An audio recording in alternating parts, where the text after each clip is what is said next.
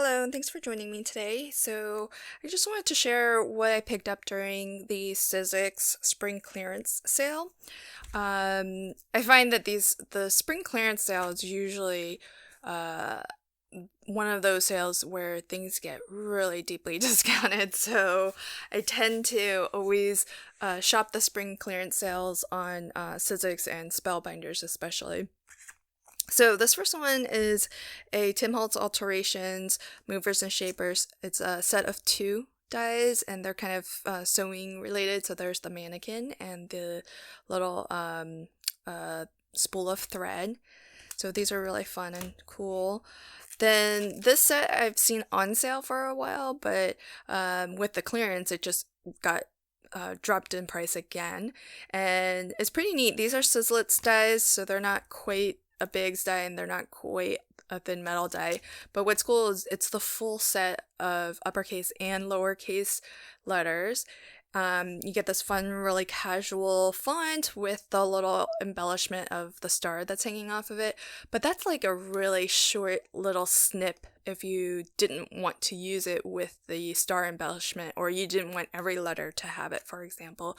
So, I could see a lot of different ways of using this, and it's cute and fun. So I kind of like that. Then I picked up a few more Tim Holtz die sets. So this one I'll probably use during Christmas time, but there there are words here that you could use all year round, and you don't necessarily have to configure it such that it's built into the ornament. So you've got hope, wish, joy, love, and snow, which none of them are very specific to Christmas or the holidays. You could use them for a lot of different occasions all year round. So I think this is going to be a useful one. And circles are so easy to kind of build into your card because I have a set of nesting circles. I'm sure I can like kind of frame it and maybe make shaker cards out of it and things like that. So I think that'll be really fun. This is, I think it's one of the doodle art cover plate designs, and it just looks like a really unique, fun design. I think this is A2, so let me just double check here. So, yeah, so just under 4 1/4 and just under 5 1/2. It's about an eighth of an inch shy. So you can cut this, and then you'll have like a very thin border around your of your card base showing still. So really fun. I think die cut inlaying would be kind of neat with this too. Then I saw these, which I have always been a little bit curious about. And so at the price that it dropped to, I thought, okay, well, now's the time, if ever, to pick these up and try them out. So the idea behind them is that the patterns will tessellate. So you can repeat die cut, left and right to extend the pattern, up or down as well. So where the cover plate is a very fixed, specific size, these you can create backgrounds for card panels of any size that you want, because you can just continue to shift the die down your card panel and repeat die cut until you get it to the length that you want. So I think that's pretty neat, and these are just really fun patterns. Like this one would be fun to create a stencil and even stencil through it. So I think that's kind of neat. And then this isn't just like your regular hex or chicken wire. It's actually a little bit broken. So a little distressed, a little bit kind of imperfect, which is kind of neat. And then this is a set of 4. I think this is festive. Festive repeat.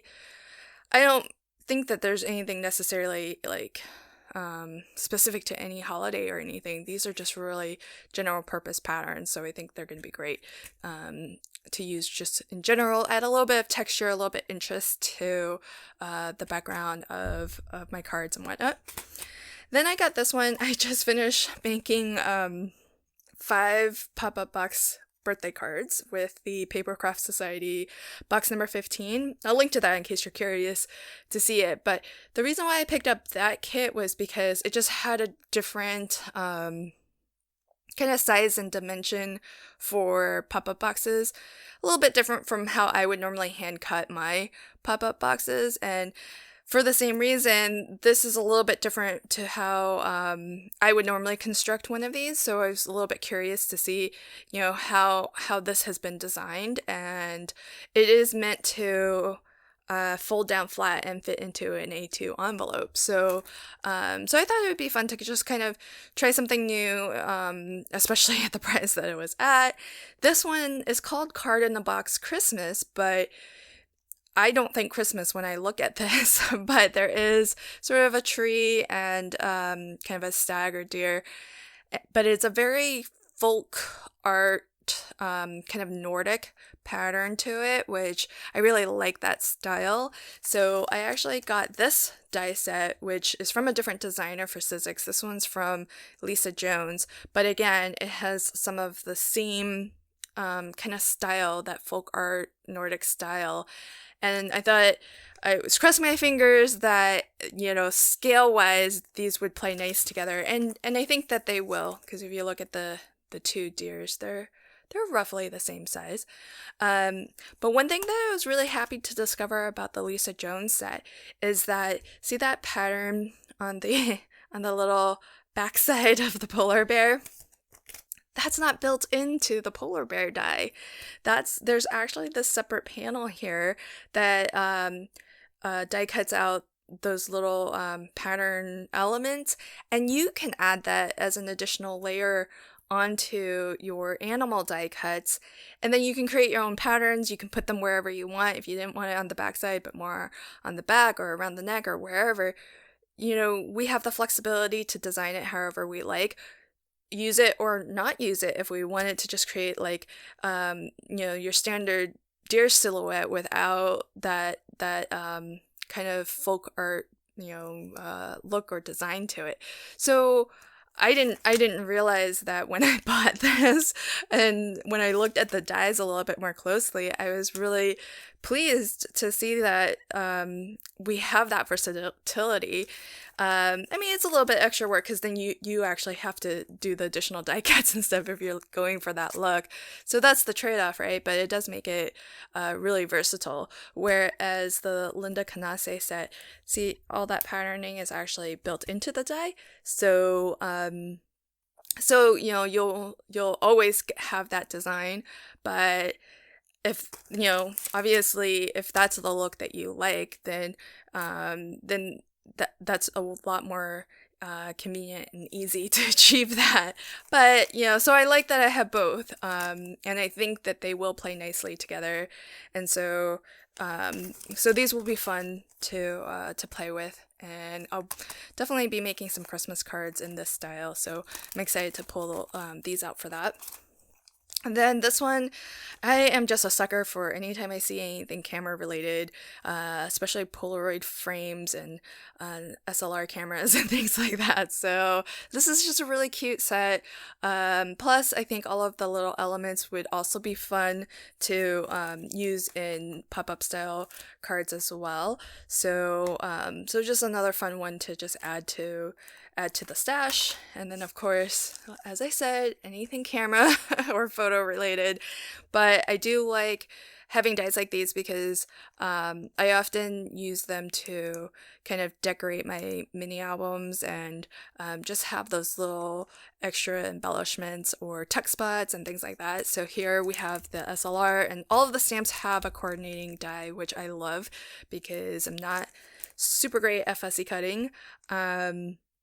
But you've got the sort of a wood grain stamp that you can stamp out your photo frame with, or you could just use the die by itself and not have that extra texture. So a little bit of versatility in how you use that. This one, so I've been eyeing this set for a long time, and it has just never dropped severely in price. It was on sale, but it wasn't like super duper clearance sale. Like a lot of these things that I purchased were like under $5. and some of them were like $3 or something. So, I mean, that's how deeply discounted these things were. This one was on sale, but not a deep discount. But I've been eyeing it for so long, I just thought I should just buy it because at some point it's going to go out of stock. But it's got this really cute camera. It has these really fun tickets, and to look at the packaging, you wouldn't think that these are that big, but this big one here, that's the die for it. It's actually a 4x6 die. Like, I could see myself making an entire mini album using this die, so as the pages and album cover and whatnot. So I think that's going to be a really fun one to work with. And one thing that really drew me to this set is not just the ticket kind of border. I think that's really fun, and I think the style on the camera is really fun. But the thing that makes this a little bit more versatile is that do you see these slots here, and then the little pierced dot design on either ends of the tickets?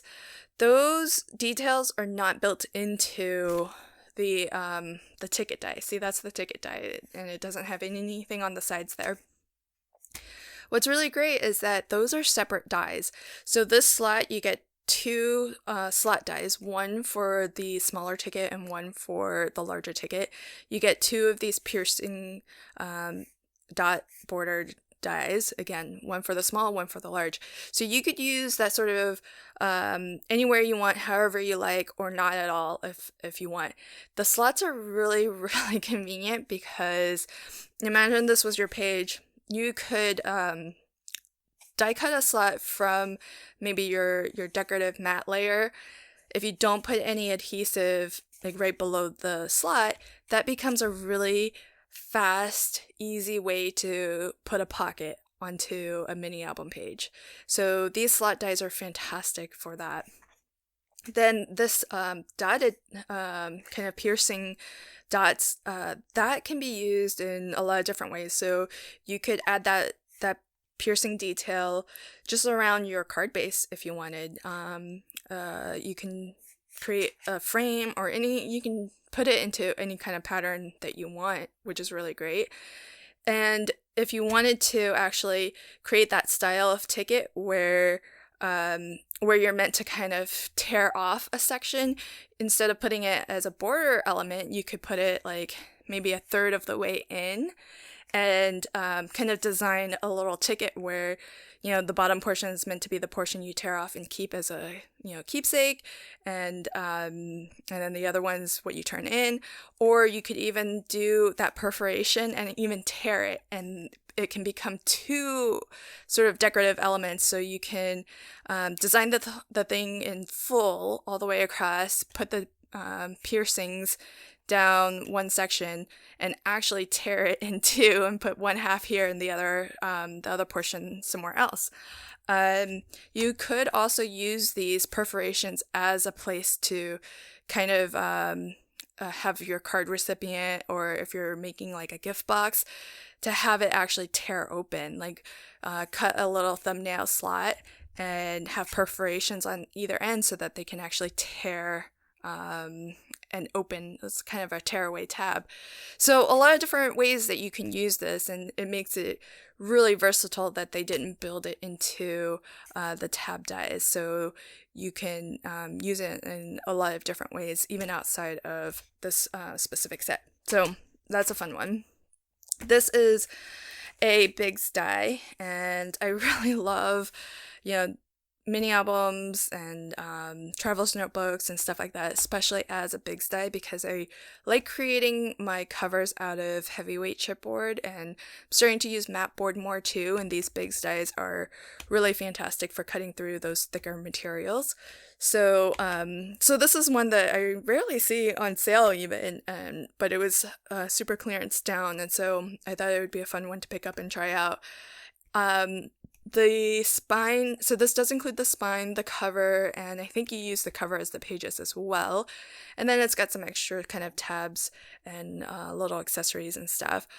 I think the spine, it has the spine and the hinge, and I think the hinge is like a stacked hinge style. So I don't typically do the stacked hinge style. I usually do a hidden hinge, but I definitely want to just try it out and see what the difference is, and play with it. But I definitely love having these steel rule dies so that you can get heavier weight materials as your cover. And that's the same reason why I picked this one up. This is a scoreboards die from Eileen Hull, and it's called the mailable frame. And so it takes up pretty much the entire length of the die, but you fold it up and then you end up with a frame that has a little aperture cut out, so it's all ready for you to slide a photo behind there.